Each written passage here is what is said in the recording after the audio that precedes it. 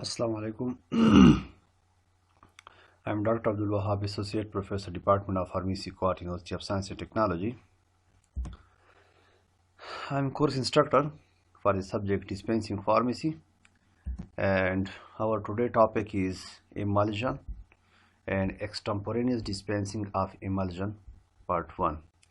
So today we are going to discuss about the background of emulsion, that what is emulsion and what are the different types of emulsion and what are the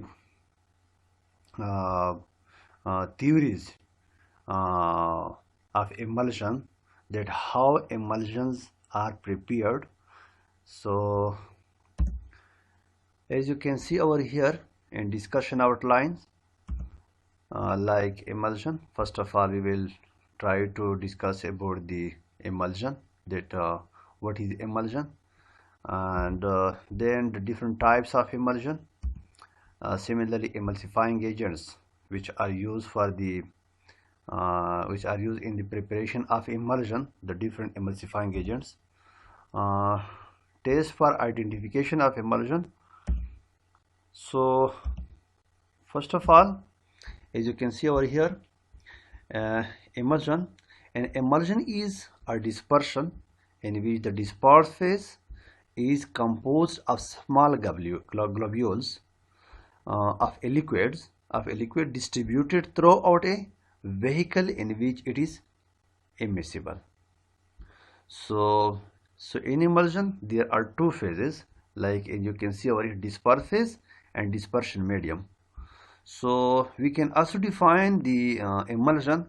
An emulsion is a thermodynamically unstable system as compared to other dosage forms like suspensions, solutions, etc. Emulsion is thermodynamically unstable system containing mixture of two or more immiscible liquids, which is stabilized by adding emulsifying agent. So adding of emulsifying agent is must, because without emulsifying agent we can't prepare stable emulsion, but the same emulsion is thermodynamically unstable. So there are two immiscible liquids in the formulation of emulsion. You should keep in your mind that we are mixing two immiscible liquids with the help of emulsifying agents. So for the miscibility of these two liquids, emulsifying agents are must. So as I told you that there are two phases. One is disperse phase and the other one is dispersion medium. So the disperse phase, it is also called internal phase or discontinuous phase. Internal phase or discontinuous phase, while the dispersion medium, it is also called external phase or continuous phase. So you should keep in your mind that there are two phases in emulsion. One is internal phase and the other one is external phase.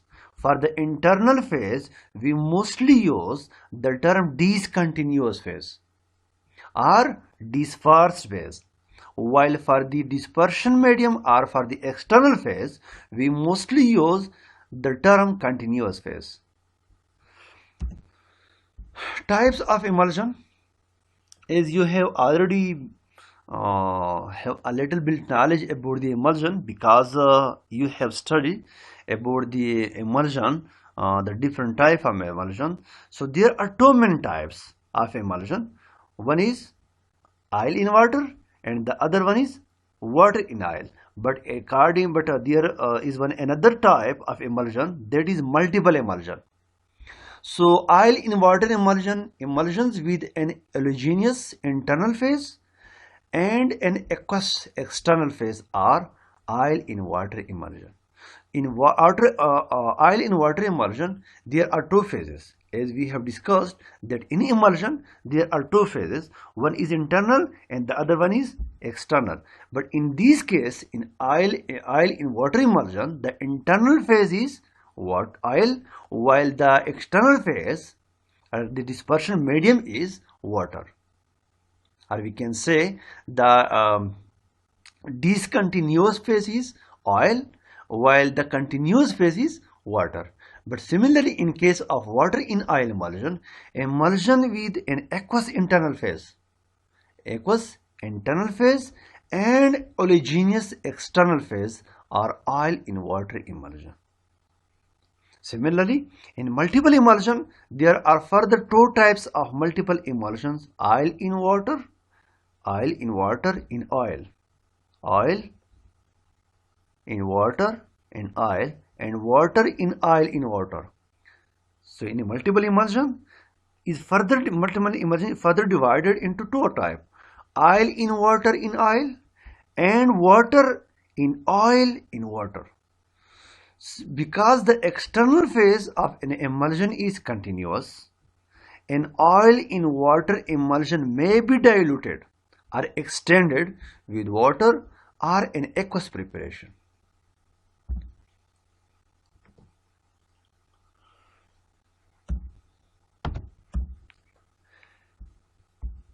Water in oil emulsion with an oleaginous or oil miscible liquid.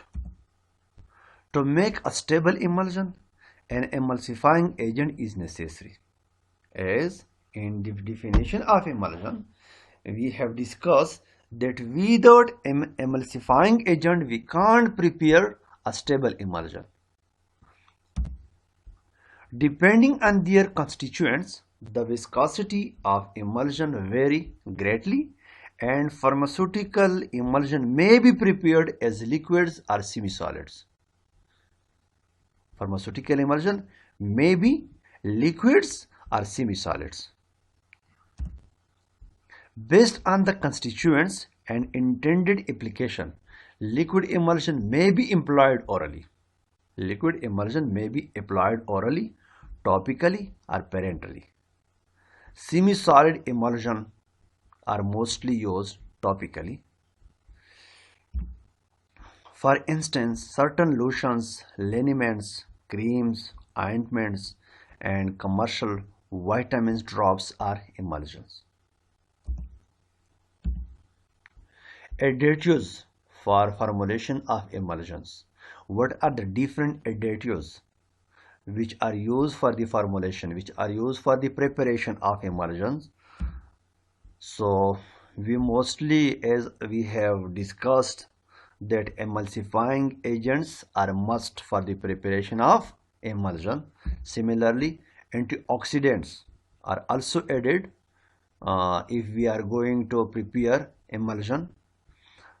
Similarly, antimicrobial preservative. These are the different additives which are used for the preparation, for the formulation of emulsion. Auxiliary emulsifiers like emulsifying agent, and sometimes we use auxiliary emulsifiers. So the first one, emulsifying agents, they are the substances. They are the substances added to an emulsion to prevent the coalescence of the globules of the dispersed phase. Dispersed phase, as we have discussed, that there are two phases. One is dispersed and the other one is dispersion medium. One is internal phase and the other one is external phase. So if we want to prevent the coalescence, agglomeration, coagulation of the different globules of the emulsion, so we mostly added to the formulation emulsifying agents. They are also known as emulgent or emulsifiers. We can use another term for the emulsifying agent, emulgents or emulsifiers. They help in formation of emulsion by three mechanisms. Emulsifying agents help in formation of emulsion by three mechanisms. Reduction in interfacial tension. First one mechanism is reduction in interfacial tension. The second one is formation of a rigid interfacial film. formation of a rigid interfacial film, and third one is formation of an electrical double layer. Formation of an electrical double layer. So these are the three mechanisms. On the basis of these mechanisms, the emulsifying agents work. Pharmaceutically acceptable emulsifier must also have some characteristic, some properties like the emulsifiers or emulgent or emulsifying agent must be stable, be compatible with other ingredients. If we are going to add emulsifiers or emulgent or emulsifying agents to the formulation so the emulgent or the emulsifier must be compatible with other ingredients like active ingredients and others additives, like as we have discussed in the previous slides, that different additives are used in the formulation of emulsion, like antioxidant, antimicrobial preservatives. So the emulsifying agent must be compatible with other ingredients, be non-toxic. The emulsifying agent must not be toxic, and the emulsifying agent must possess letter, odor, taste or color, not interfere with the stability of efficacy of the active agents. It means that there should be no interaction with the active agents. Classification of emulsifiers or emulsifying agents. Emulsifying agents may be divided into three classes. There are three types or three classes of emulsifying agents. One is natural emulsifying agents. Second one is finely divided solids. And third one is synthetic emulsifying agents. So natural emulsifying agents, they are substances derived from plant sources and animal sources. So therefore we use the term natural emulsifying agents because such type of emulsifying agents are derived from the natural sources like plants and animals. Examples of emulsifying agents derived from plant sources include acacia. Acacia is the emulsifying agent which is extracted from the plants. Similarly, tragacanth, alginates, xanthine and pectin, etc. These are the examples of those emulsifying agents which are derived from plant sources. Similarly, these materials form hydrophilic colloids when added to water and generally produce oil in water emulsion. It is the basic point that those emulsifying agents which are derived from the plant sources, so these emulsifying agents mostly prepare hydrophilic colloids when added to water and generally produce oil in water emulsion. Although their surface activity is low, these materials achieve their emulsifying power by increasing the viscosity of the aqueous phase. Examples of emulsifying agents which are derived from animal sources include gelatin, egg yolk, casein, whole-fat, cholesterol, wax and lecithin, etc. These are the different emulsifying agents which are derived from the animal sources like gelatin, egg yolk, casein, wool fat, cholesterol, wax, and lecithin. Similarly, finally divided solids. It is the other class of emulsifying agents. These compounds are good emulsifiers and tend to be absorbed at the interface, increase viscosity in the aqueous phase, and are often used in conjugation with a surfactant to prepare oil-water emulsion. So these finally divided solids are mostly used in combination with surfactant for the preparation of oil and water emulsion. Examples of finally divided solids which are used as emulsifying agents. Examples are bentonite, aluminum silicate. The other name which is used for the bentonite is aluminum silicate. Vegum, magnesium aluminum silicate. Magnesium aluminum silicate. However, both oil and water in oil emulsion can be prepared by adding the clay to the external phase. If we add clay to the external phase, we can prepare oil in water and water in oil emulsion. They are used frequently for external purposes such as lotions or creams. If we are going to prepare the emulsion by adding finally divided solids, so such type of emulsion are mostly used for external preparation in the form of lotions or cream. Synthetic emulsifying agents. Synthetic emulsifying agents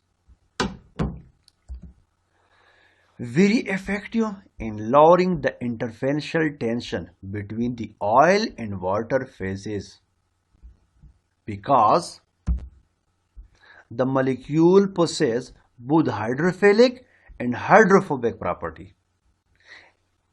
So, the synthetic emulsifying agents are having both properties, hydrophilic and hydrophobic. So, these emulsifying agents are available in different ionic types. For example, first one, anionic such as sodium dodecyl sulfate, cationic such as benzalkonium chloride, it is cationic synthetic emulsifying agent, and sodium dodecyl sulfate, it is anionic emulsifying agent, synthetic emulsifying agent, and non-ionic such as polyethylene glycol. We can use the polyethylene glycol as synthetic emulsifying agent for the formulation of in the formulation of emulsion. But polyethylene glycol is non-ionic synthetic emulsifying agent. Antimicrobial preservatives. The preservative must be less toxic and stable to heat and storage, chemically compatible at a reasonable cost, acceptable taste, odor and color, effective against fungus, yeast, bacteria. Preservatives should be in unionized state to penetrate the bacteria. You should keep in your mind that those antimicrobial agents which are used in the formulation of emulsion or for the preparation of emulsion must be unionized. Why? Because it can easily penetrate the bacteria. Preservative must not bind to other components of the emulsion. Preservative must not bind to other components of the emulsion. Examples of antimicrobial agents: acids and acid derivatives, benzoic acids, antifungal agent, aldehydes, formaldehyde, broad spectrum, it is broad spectrum, formaldehyde, phenolics, phenol, it is also broad spectrum, antimicrobial agent, mercurial, phenyl mercuric acetate, it is also broad spectrum. So antioxidants, autooxidation occurs by free radicals reaction, can be prevented by absence of oxygen. Autooxidation can be prevented by absence of oxygen, or we can also prevent by a free radical chain breaker, or we can also prevent by reducing agents. Example of antioxidants which are used in the preparation of emulsion are ascorbic acids, sulfite, L-tocopherol, suitable for oral used product, gallic acid, propyl gallate. So these are the different antioxidants which are used in the preparation of emulsion.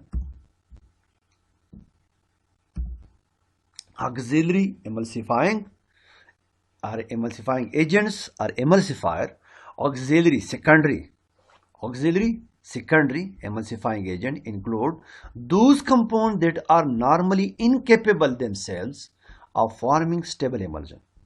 Their main value lies in their ability to function as thickening agent and thereby help stabilize the emulsion. Example: glycerol monostearate, lipophilic thickening agent and stabilizing agent for oil water emulsion.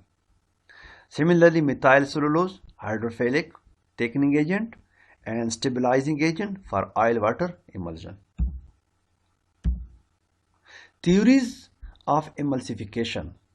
Several theories have been proposed to explain how emulsifying agents act in producing the multiple phase dispersion and in maintaining the stability of the resulting emulsion.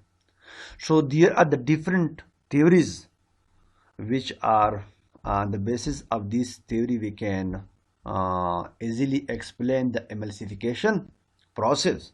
The most prevalent theories are the surface tension theory, the oriented wedge theory, the interfacial film theory. So these are the three theories. On the basis of these theories we can easily explain emulsification process. Liquids assume a shape to minimize the surface area, which is spherical. For a small drop, in a spherical drop of liquid, there are attractive forces between the molecules resisting distortion into a less spherical form. If two or more drops of the same liquid come into contact with one another, it is more thermodynamically favorable for them to coalesce. So there are chances of coalescence. If two spherical drops come close into contact, so there are chances of coalescence, making a large drop with a decreased surface area as compared to the total surface area of the individual drops. The tendency of liquids to minimize their surface area can be measured quantitatively, and when the liquid is surrounded by air, the measurement is called surface tension.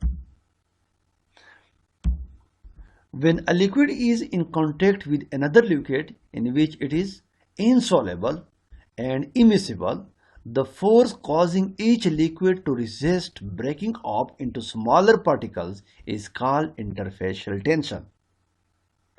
Surface active agents or surfactants are substances that reduce the resistance of droplets to form smaller droplets, which we are using mostly surface active agents are surfactants. Similarly, surfactants are also called emulsifier and wetting agents. We can also use for the emulsifying agent, for the emulgent, for the emulsifier, another term surfactants are the wetting agents.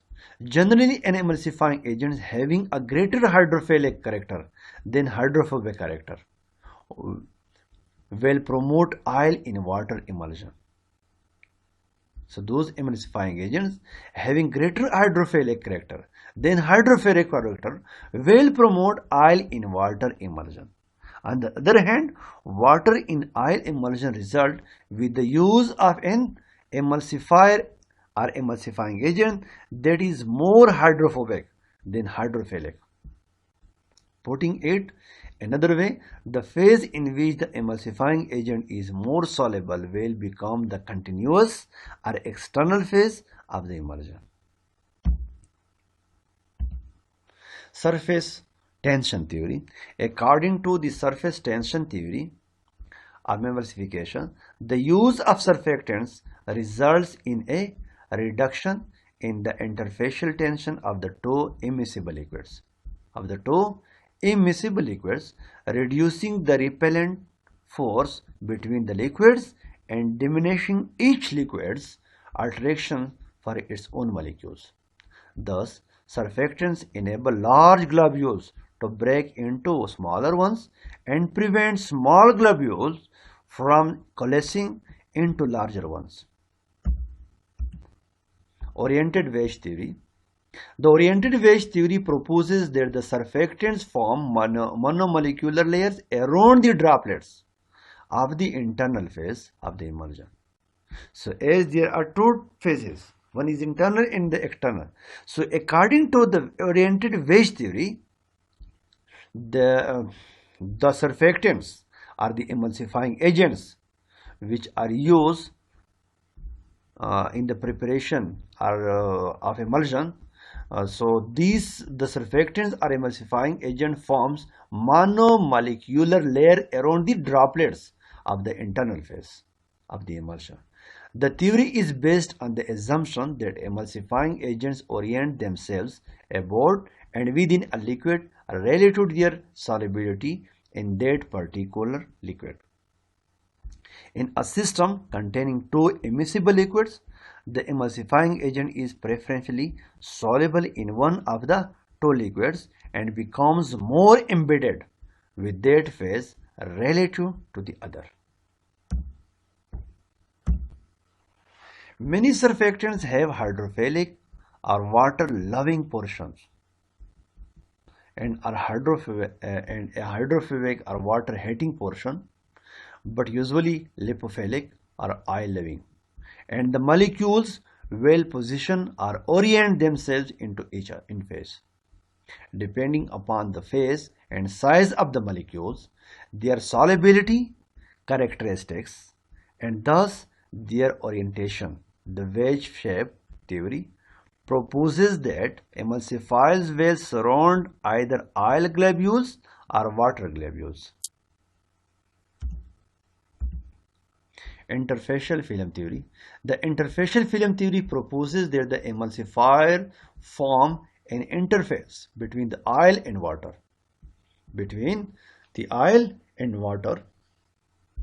Surrounding the droplets of the internal phase is a thin layer of film absorbed on the surface of the drops. The film prevents the contact and coalescing of the dispersed phase. So the film which is formed between the internal phase and the external phase, and mostly the film, the thin layer of film is formed around the droplets of the internal phase. The tougher and more pliable the film, the greater the stability of the emulsion. If the film is tougher, so there will be more stability in the emulsion. Similarly, naturally the surfactant must be available to coat the entire surface of each drop of internal phase.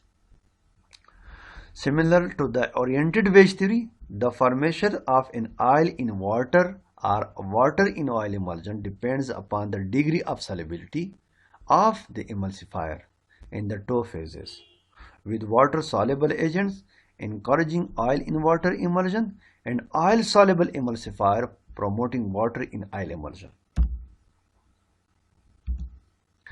In reality, none of the emulsion theories can individually explain the mechanism by which the many and varied emulsifiers promote emulsion formation and stability. It is more than likely that even within a given emulsion system, more than one of the theories of emulsification are applicable. For instance, reducing the interfacial tension is critical during initial formation of an emulsion, but the formation of a protective wedge of molecules or film of emulsifier is equally important for continued emulsion stability. Test for emulsion. Different tests are used for identification of emulsion. We will try to discuss in detail all about the tests which are used for the identification of emulsion.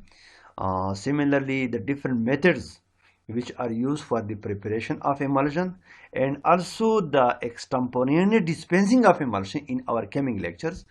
But the different tests which are used for the identifications are dilution test, conductivity test, dye solubility test, and fluorescence test. So these are the different tests which are used for the identification of emulsion.